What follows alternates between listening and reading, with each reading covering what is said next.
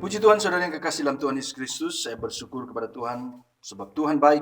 Pada kesempatan pagi hari ini kita akan lagi mendengar dan belajar sedikit tentang arti firman Tuhan. Dan saya akan mengajak kita buka Alkitab kita masing-masing di dalam Mazmur pasal 13 ayat yang pertama sampai yang ke-6.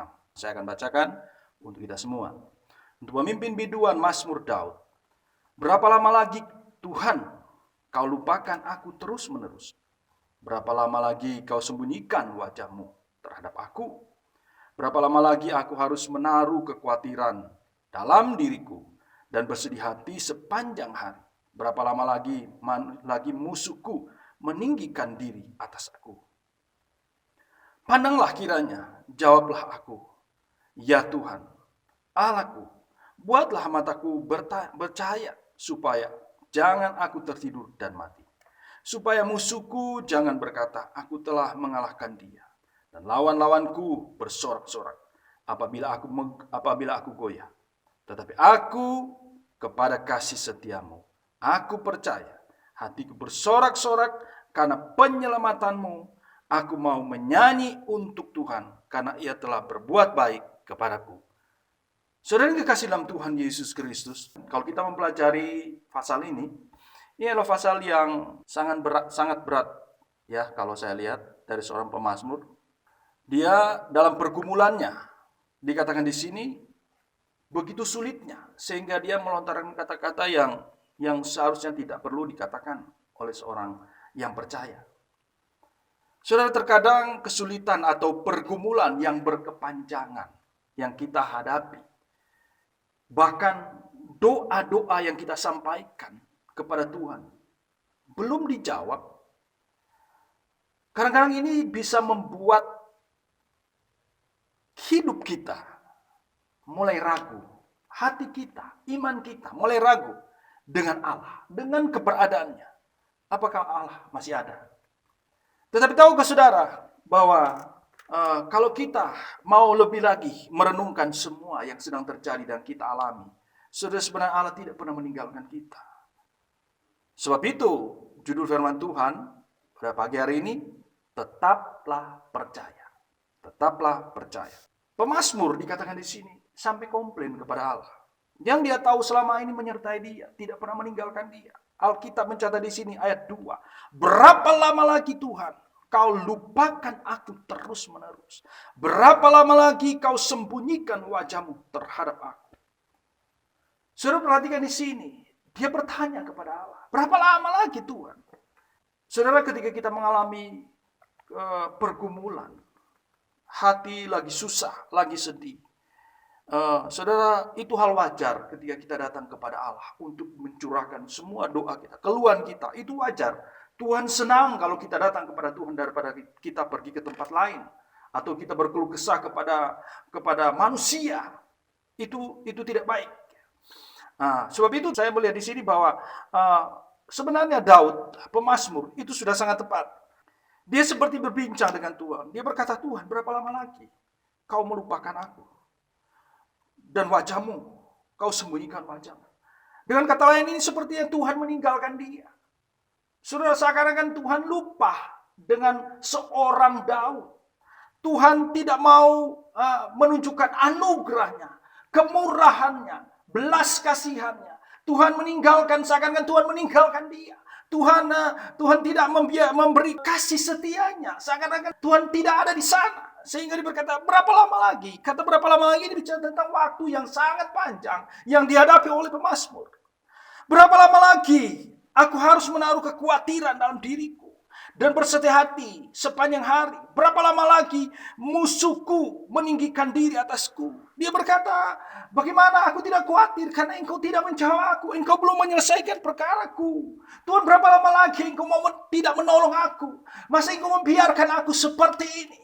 Kadang-kadang ini hal ini yang terjadi dalam hidup kita. Kadang-kadang kita berkata, Tuhan, kapan Tuhan menjawab doaku?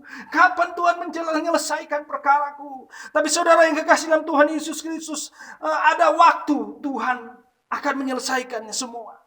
Yang Tuhan mau kita tetap percaya kepada Allah. Dia bersedih hati. Enggak apa-apa, itu sah-sah saja, saudara.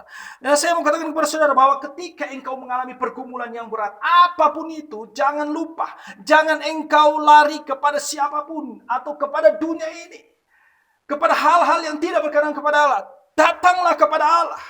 Dikatakan di sini, bersedih hati sepanjang hari. Berapa lama lagi musuhku meninggikan diri pada atasku. Ada orang-orang yang tidak senang dengan dia. Saudara, pada saat itu Saul sedang mengejar dia.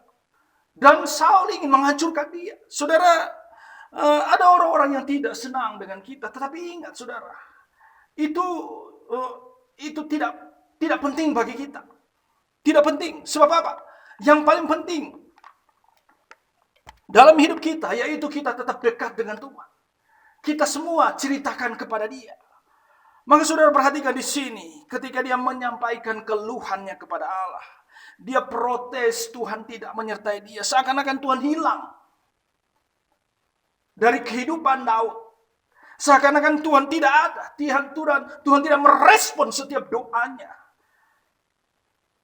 Di dalam ayat 4, saudara perhatikan, dia mulai berkata kepada Tuhan. Berbeda, saudara, kata-kata yang dari ayat 1 sampai ayat yang ayat kedua dan ayat 3 itu berbeda. Itu komplain dan mencas Tuhan, seakan-akan Tuhan membiarkan dia. Tetapi ayat yang keempat, saudara perhatikan.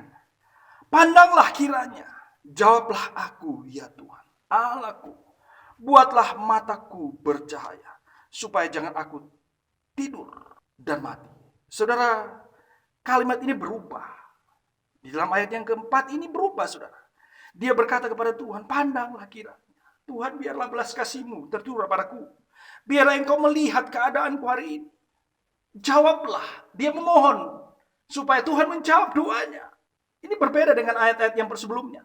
Dan dia berkata begini, buatlah mataku bercahaya. Saudara tahu, mata adalah bicara tentang melihat, tentang sesuatu yang memandang kepada Allah. Ini mata ini adalah bayangan dari iman yang mulai runtuh, mulai hancur, mulai padam, mulai mati.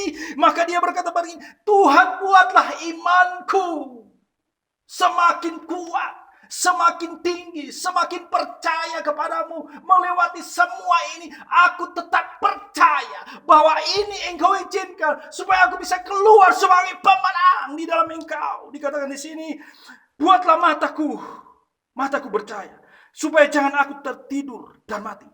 Dia tidak mau lemah, dia tidak mau kalah dalam pergumulannya. Dia meminta kepada Allah supaya Tuhan membangkitkan imannya. Berbeda dengan kalimat yang sebelumnya. Dia mencaci Allah. Berapa lama lagi Tuhan? Kenapa Engkau lupa aku? Kenapa Engkau hadiratmu tidak ada? Engkau anugerahmu tidak ada? Di sini dia berbeda, saudara.